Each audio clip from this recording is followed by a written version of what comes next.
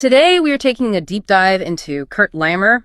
He was a German concert pianist, composer, pedagogue, lived 1920 to 1974. Now, Leimer might not be the first name that springs to mind for everyone. Yeah. But his career is fascinating because it connects some huge figures. We're talking Furtwängler, Gieseking, Karajan, even Richard Strauss. Exactly. He's this sort of crucial bridge figure. Yeah. So our mission today is simple. Synthesize his life and work quickly, and give you a clear handle on his, well, really pivotal place in 20th century music history, a place maybe a bit overlooked sometimes. Yeah, and what grabs you straight away about Leimer is that he wasn't just a performer, not by a long shot. Okay. He inherited this major family tradition in piano teaching and pedagogy. Yeah. And the endorsements he got, I mean, they're almost unbelievable. From the top names. From the absolute titans, Furtwängler, Gieseking, Strauss. They heaped the highest praise on him. That alone tells you we're dealing with someone exceptional. Okay, let's definitely unpack that pedigree then. It starts with family, doesn't it? He was born in Wiesbaden in 1920. Right. And the key figure is his great-uncle, Karl Leimer. Ah, the teacher of Walter Gieseking. Precisely. And that connection is way more than just a fun fact. Karl Leimer, working with Gieseking, essentially rewrote the book on piano technique for the 20th century. You mean their method books? Exactly. Modern's Klavierspiel from 1931, and then Rhythmic, Dynamic, and Andere Problems Klavierspiels in 38. These were game changers. What was so revolutionary about them? What did Modern's Klavierspiel actually propose? Well, it was a huge shift away from just, endless finger drills and pure physical strength, the old 19th century way. Towards mental training, the power of the mind, the ear, the imagination. They argued you had to train those before the fingers really got going. So auditory awareness, visualization. Yes, exactly. Deep listening, relaxation, knowing the sound you wanted before you played. Technique becomes a result of that deep musical understanding, not just mindless repetition. And Kurt Leimer grew up steeped in this. Absolutely, that was his foundation. Technique rooted in sound, in interpretation. Which makes that early recognition even more striking. You said Furtwängler, Gieseking. And Karl Schurig, the conductor. Yeah. In 1937, Leimer was only 17. This panel rated his playing with the highest distinction. Wow. You couldn't assemble a more authoritative jury, really. Pretty much impossible. And the verdict wasn't cautious either. The source quotes it. He belongs on the concert stage and is worthy of every support.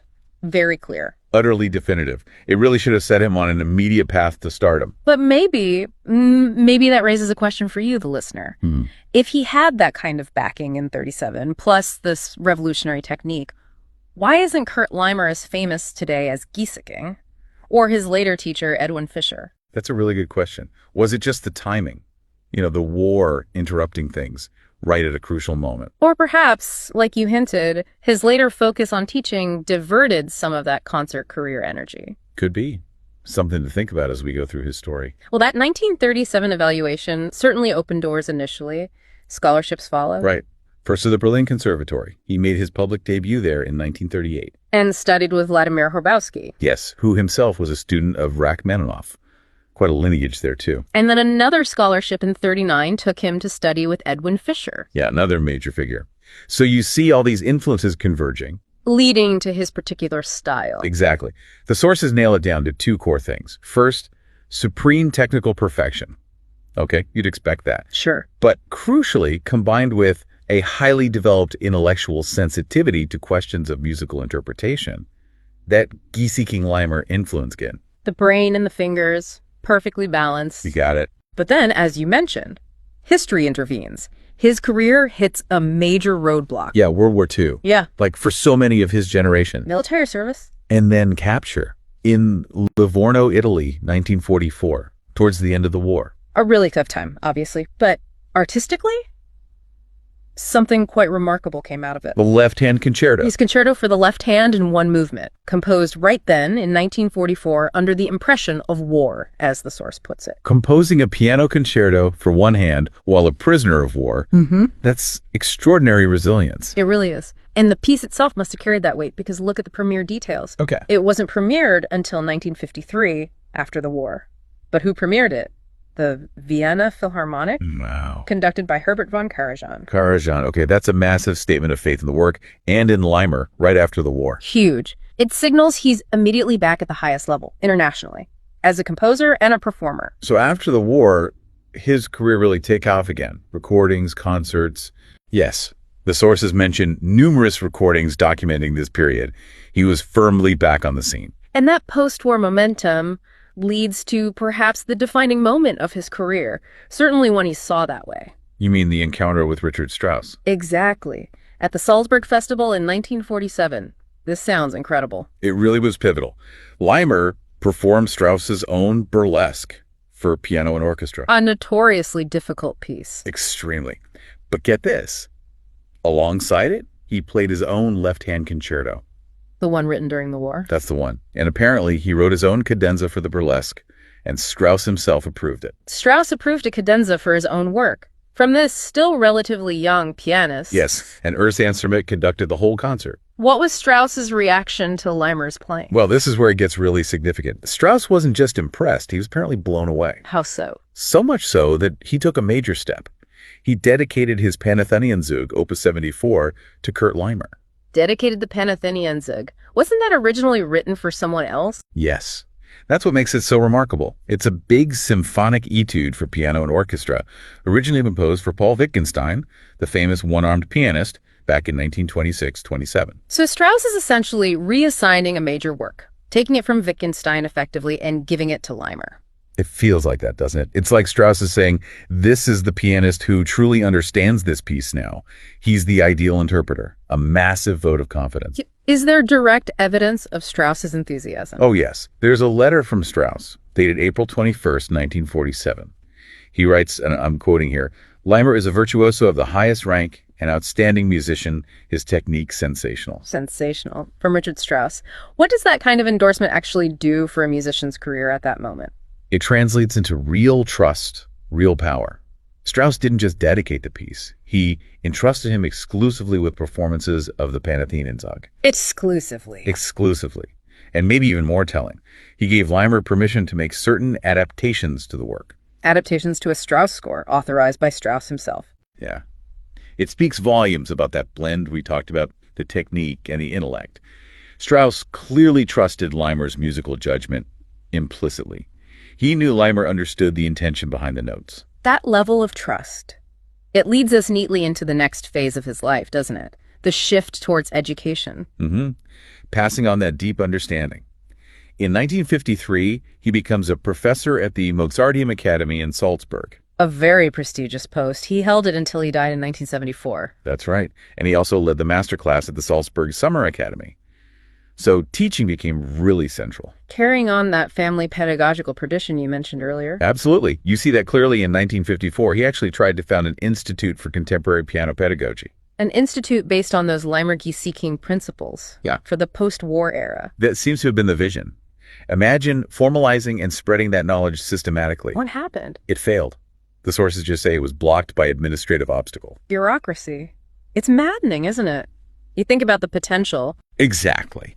Think about the direct line. Back to Gieseking, to Strauss, to Furtwängler via his later collaborator. What unique insights might have been codified and passed on through that institute?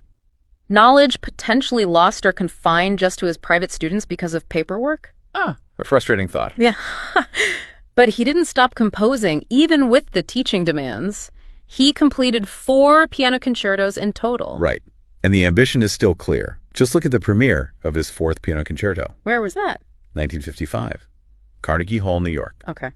And the conductor? Leopold Stokowski. Stokowski. So first Karajan premieres a work, now Stokowski premieres another one. Leimer was clearly operating at the very highest level internationally. No question. But when you look closely at how these concertos were created, there's another interesting layer. All 4 were developed in very close collaboration with Kurt Overhoff. Overhoff. Wasn't he Wilhelm Furtwängler's former assistant? The very same. So you have this fascinating partnership, Leimer, the pianist endorsed by Strauss, working with Furtwängler's right-hand man. How did they divide the work? What was the process? It seems Overhoff handled the detailed realization of Leimer's musical ideas, and crucially, the orchestration. So Leimer provided the core musical substance, the themes, the piano writing, the overall vision. That appears to be the arrangement. Leimer brings the pianistic soul and structure. Overhoff builds the orchestral architecture around it. described as handling the functional architecture. A real symbiosis, leveraging both their strengths and connections. You've got the great pedagogical appianistic line meeting the great conducting tradition. Did this intense collaboration last? Apparently not. Like the Institute, this partnership also dissolved after a few years. Why? Again, the sources are brief. Personal and financial reasons. Another reminder that practical realities often shape artistic output just as much as genius does. Unfortunately, yes. How much music didn't get written or didn't get finished because of these kinds of issues? So let's just quickly recap Leimer's arc. He inherits and embodies this revolutionary Giesking pedagogy. Gets validated right at the start by the biggest names. Achieves a technical and interpretive level so high that Richard Strauss himself entrusts him with adapting and performing a major work. Then dedicates much of his later life to teaching, though his institutional ambitions are thwarted. And continues composing, collaborating closely with Overhoff, getting premieres with Karajan and Stokowski. So for you, our listener, what's the key takeaway from Leimer's story? I think it shows powerfully how a musician's historical footprint isn't just about talent alone. It's also about those critical endorsements, like the one from Strauss. Right. And it's about how moments of intense pressure, like composing that concerto during wartime, can actually forge significant work. Those defining moments matter. Which leaves us with a final thought to chew on. Leimer had his own compositions premiered by Karajan and Stokowski. He was Strauss's chosen interpreter and adapter for the Panathenaean Zug. A unique position. Definitely. So how different might his reputation be today if that Institute for Contemporary Piano Pedagogy he tried to found in 1954 had actually succeeded? What specific insights, gleaned directly from the source, as it were, from Giesing's methods, from Strauss's trust, maybe even from Overhoff's Furtwängler connection, what was lost to the broader musical world because of those vague administrative obstacles? What knowledge, what methodology never got fully disseminated? Something for you to